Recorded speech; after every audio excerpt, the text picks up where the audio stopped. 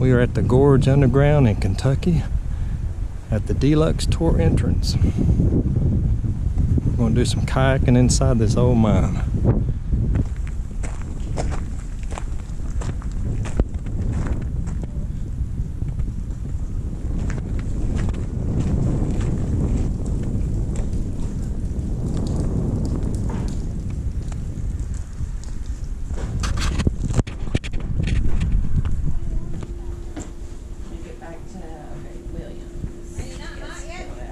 So Kimberly, Ricky, Sarah, and Eileen? Yeah.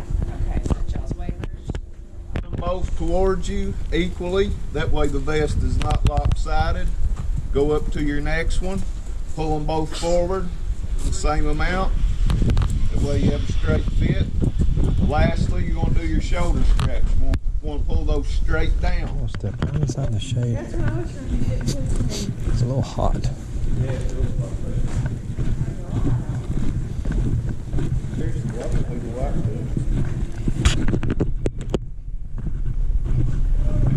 Modern equipment, modern machinery, blew everything up, hauled stuff out, big old 18-wheelers. So, any questions about the mine so far? I'll talk to you guys about it a little bit as we head down. Any questions right now? In about 1980, they were in there blasted in the wrong place. They hit an underground aquifer. The mine slowly started to fill with water. It was not a big catastrophic biblical event. It happened slowly. They continued to mine for a few years. At the same time they were mining, they were continuously pumping water out of the mine. Then about 1985, it was no longer cost effective. So they abandoned the entire mine, left generators, left all the wiring, left equipment, just packed up and left out.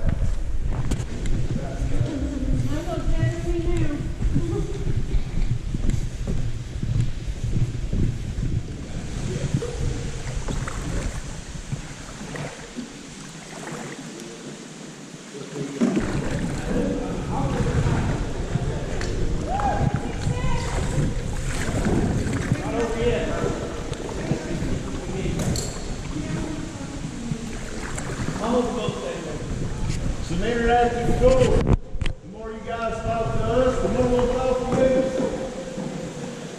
It gets old talking to rocks all day. Fish in here? Yes, there are. There are some very big rainbow trout in here that can stop. Yeah. Yes. Not as colorful as if they were out in nature. They still have some color to them. It's just better up there.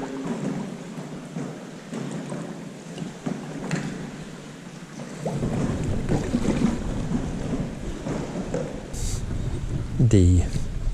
What are you doing? Crowd me, dude. So, this is all that we're floating through right now. There's actually been 2 movies filmed through here. One was filmed on the Hallmark Channel. It was called Surviving the Wild.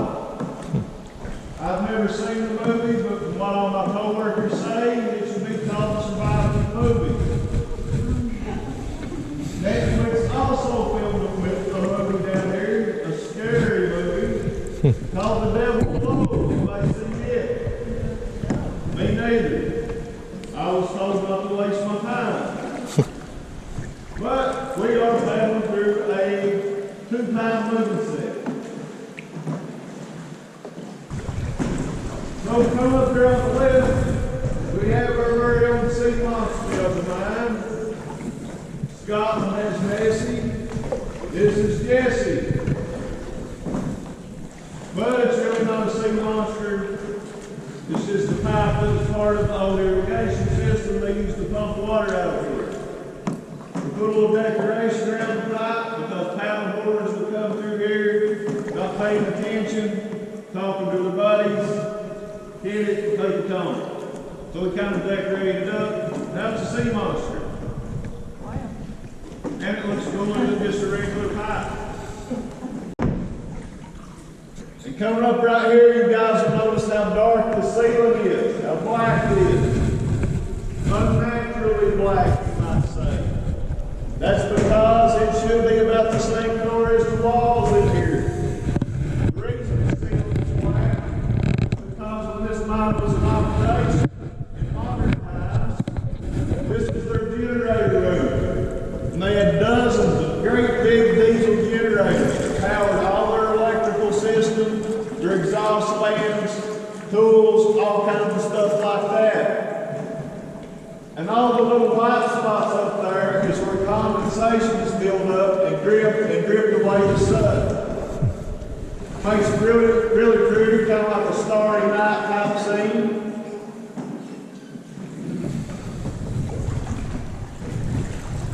If y'all notice this string of lights going above me here, and how it turns that corner, that actually goes to the Geology underground dock. That is a way of navigation. Any blue lights you see in here go back to our dock, the Sup Kentucky dock that we just launched from.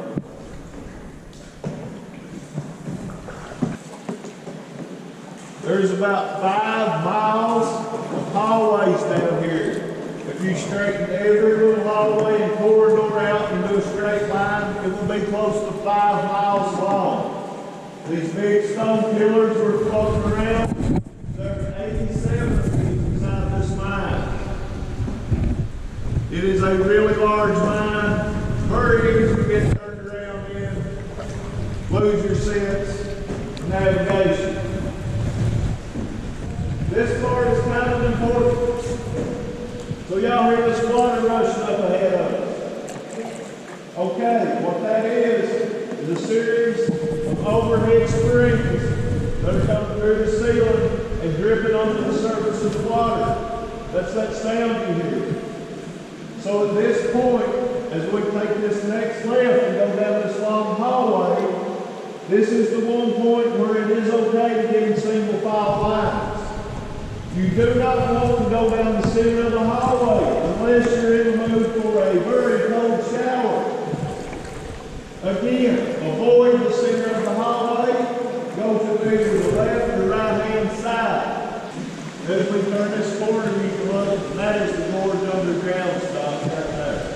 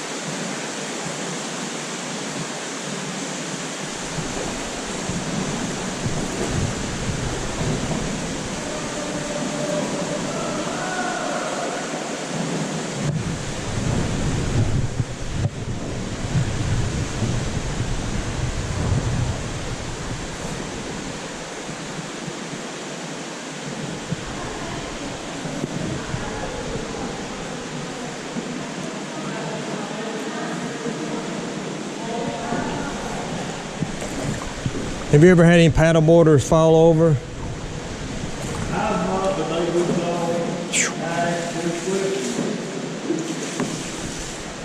here we'll see some of our first rainbow trout.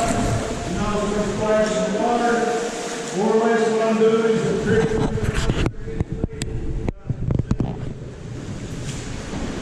Kind of imitate the bells when we hit the water.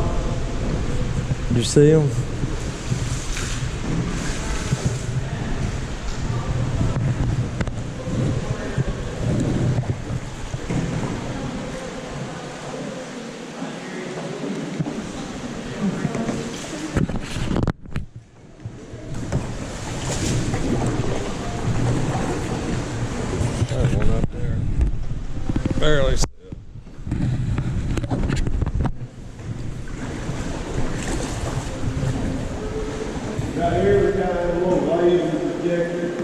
Just something cool to look at off to the right, cover your head lamp up.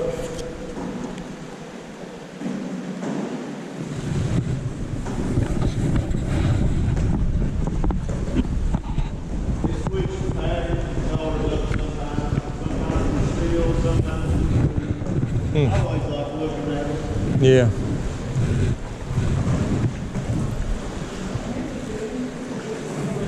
Yeah, y'all see lots more up here. This is usually where we see the most fish. Gonna do pictures up here. Two big fish. You don't see that? Yeah, I see it. This stay to the opposite side of it. That's a sign of big boulders in the water. Those boulders are what we're called stockpiles. That was what the miners would blast out of the wall, load on the big trailers pulled by trucks, take it out to the rock crusher and crush it up to that asphalt drain or larger gravel. Some of these boulders weigh as much as 10 tons. So if you figure one boulder may weigh anywhere from 5 to 10 tons, extrapolate that over the entirety of this mine, there's probably been hundreds of millions, maybe even billions of tons of limestone removed from this one mine. How long do you think it would take to go over the whole mine, right? 5 miles. How did they take that long?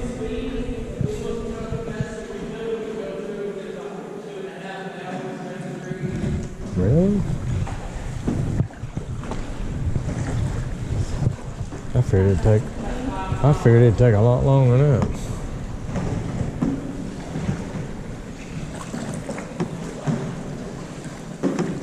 Do you change it up every time you take a tour, or do you go the same pattern? Oh, we kind of switch it up. The gorge underground, they have a specific route. They go the same way every time. And they also have the right of way in front of us. So if we see the gorge underground door, we have to avoid them to figure out a way around it. Now there's a little bat. There's a little dot. A bat? Boy, he's a long ways That out. is an Appalachian brown bat. The way you can tell, it's all by itself. We have two types in this mine. We have the Appalachian brown bat and the Indiana brown bat. The Appalachian bats are a lot more solitary, whereas the Indiana bats like to hibernate groups. They're both on the endangered species list due to a disease known as white nose syndrome. It's pretty much like COVID, except for bats and the respiratory virus. And the reason it's called white nose syndrome, is when they're found dead, they'll have a bunch of white stuff around their nose.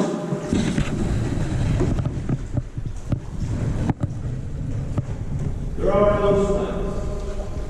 This water's way too cold. You might think it's over there, but this water is way too cold.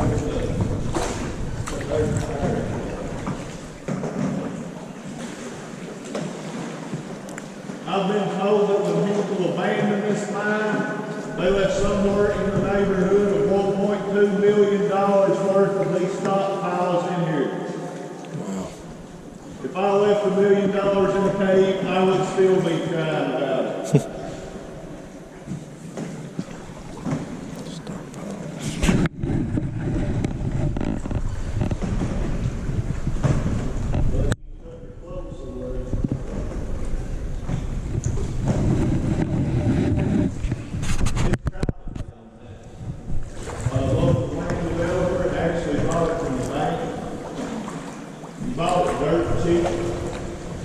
He was going to build cabins up on the mountain,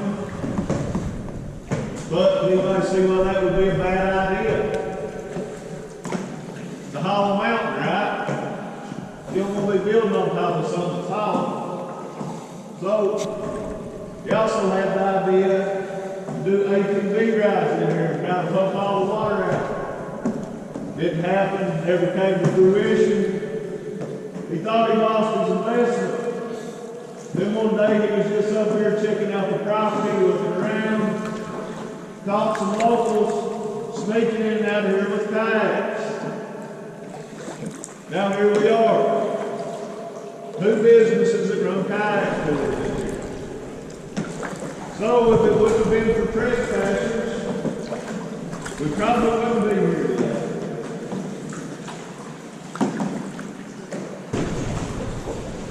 Right up here, Ray is coming down to my left. Keep you guys off this big boulder sticking up here by the light. We'll see some more fish here. Another series of fish lights.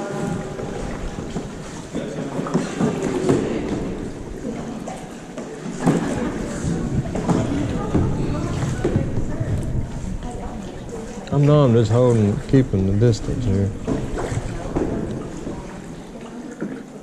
You guys have a good time so far? Yeah.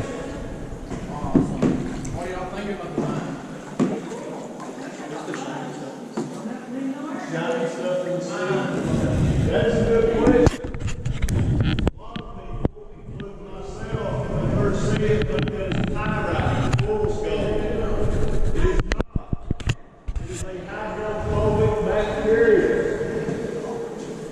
Hydrophobic because it does not like water. It pushes all the water away from itself, outwards the surface of the stone.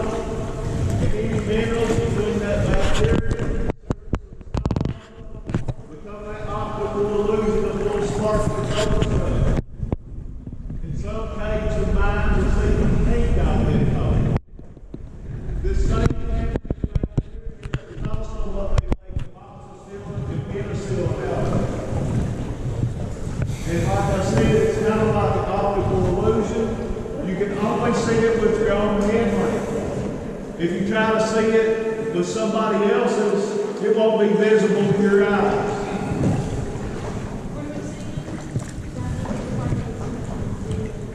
Looks like little golden flakes kind of right here.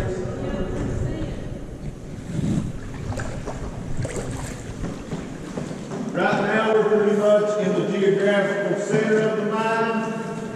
We're close to about 250 feet below the top of the mountain, but yet several hundred feet above sea level. I know that sounds crazy, but it is true.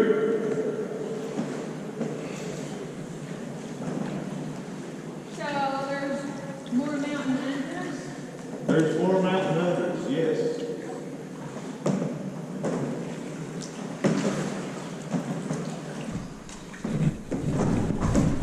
So this big feature lit up here by the accent lights. This is what we call the shell shark. Kind of looks like a shark, right? Yeah. Got his dorsal fin up there. There's his head. Back here is his tail. And it is made out of a type of sedimentary rock called shale. S-H-A-L-E. Shale is a very soft material. Pretty much what it is ancient mud or sediment that over time and a lot of pressure turned to stone. But just because it's stone does not mean it's hard. It is so soft you can literally grab a handful of it and crush it in your hand. I look there for it. I don't touch the wall. Nah, don't try to. Get us a truck. This stuff was very dangerous to all the miners that worked in here. It would cause sinkholes, wall collapses, hay-bins, all kinds of bad stuff. Just simply because it is so weak that it cannot even support its own weight. So if you look up here towards the front of the shark, right below his eyeball there, it kind of looks like a big cigar. What that actually is a 20 feet long drill bit made of iron that the miners drilled through there to pin that shell against that limestone to keep that log from falling out while they were in there working. Lots of times if it was in the ceiling, they would go ahead and blast it out. But they pinned that section up, and that's why that drill bit is sticking out like that. It didn't break off accidentally. It was left there on purpose to give it some structural integrity.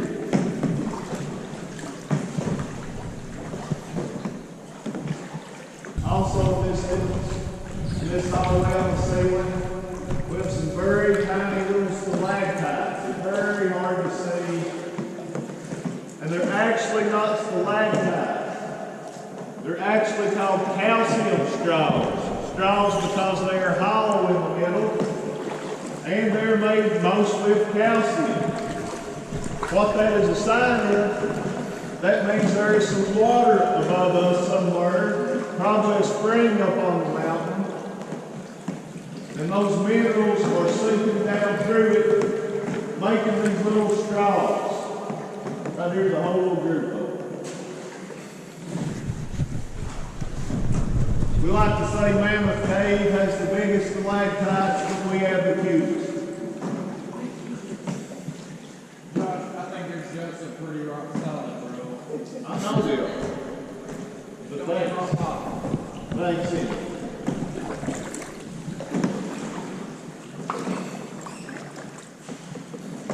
Some places in here, like this pillar to my right, you'll see bands of orange.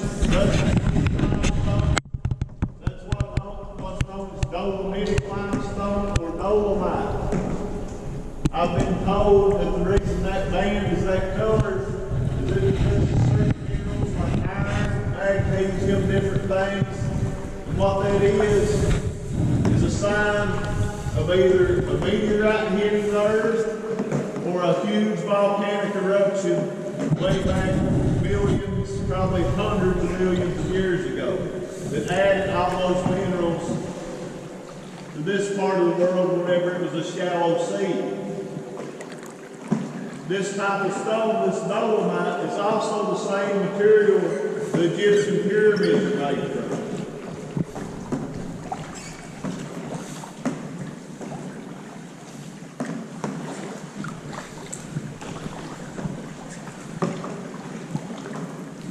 So up there ahead of us, this room that's lit up, this is actually the most dangerous room in the entire mine.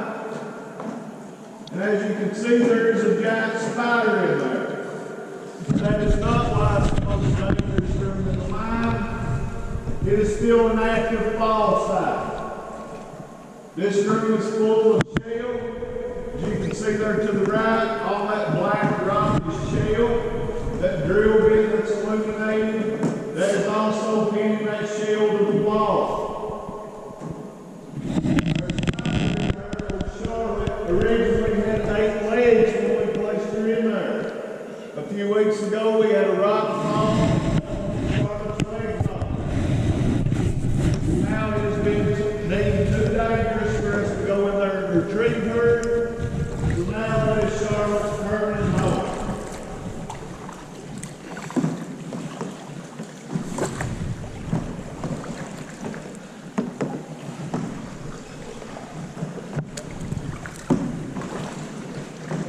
You guys start to notice anything different about our surroundings? Ceiling's getting taller. Ceiling's getting further from us, right? You look down, the water's also getting shallower. That's a sign of 2 things. Me and Ray didn't get you guys lost today. Woo! I know, right? But unfortunately, that also means that we're wrapping up our tour. You guys had a good time? Yeah. Awesome. Would you guys call this a 5-star experience? Excellent. That's what we love to hear. If indeed you do think it's a 5-star experience, you can do myself, Ray, and our company, Sup Kentucky, a huge favor. If you have time, jump on Google and find us at Sup Kentucky and leave us that 5-star review. Don't be afraid to drop the names of your guides. Again, I'm Josh, he's Ray. And if any one of you guys feel that you have anything less than a 5-star experience on this trip today, please come to either Ray or myself. We will do our absolute best to make it right with you guys. We want everybody that comes here to Sup Kentucky to have an excellent experience. So, on behalf of myself, Ray, and everybody at Sup Kentucky, I just want to thank you guys for coming here, paddling the line with us. As soon as we make this left-hand turn, we'll be inside of the dock.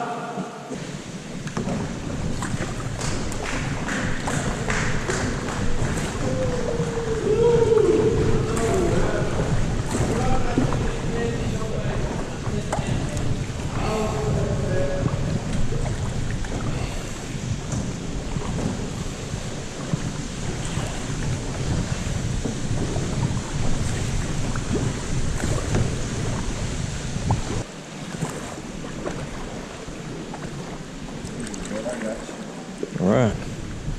Set your paddle up there on the dock where it's out of your way. Make sure you don't And watch just your fingers. knees on the down and roll over. Yep. How's that? Not too bad. Good ass. Thanks, sir. You have a good time, man? Yeah, it's fun.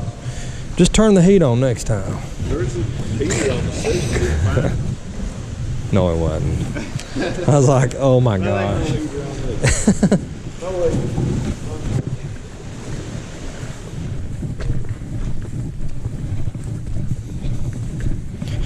Yeah, I talked to that lady. I'd like to ever let divers come in. She said, well, only they'll clean the lights and stuff. You can volunteer. I was like, after I felt that water, I was like, yeah, I don't think I'd. He's actually one of our general managers. He's a certified scuba guy. So yeah, he does all that kind of stuff for us. Once you guys get up here in the daylight where you can see good, you can go ahead and kill your headlamps. Just make sure to keep all that equipment on until we're completely outside and we give you the okay.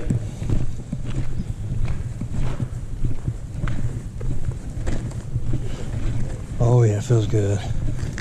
I actually got a little cold in there. Yeah, after a while. Yeah. You can get cool. Does people ever come in here wearing shorts? Yes, all the time, just about every day.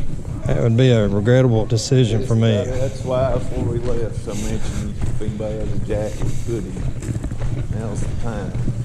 A lot of times we have people up here in like tank tops, like, you got anything in your car you can go get, so then they run down there and we waiting on them.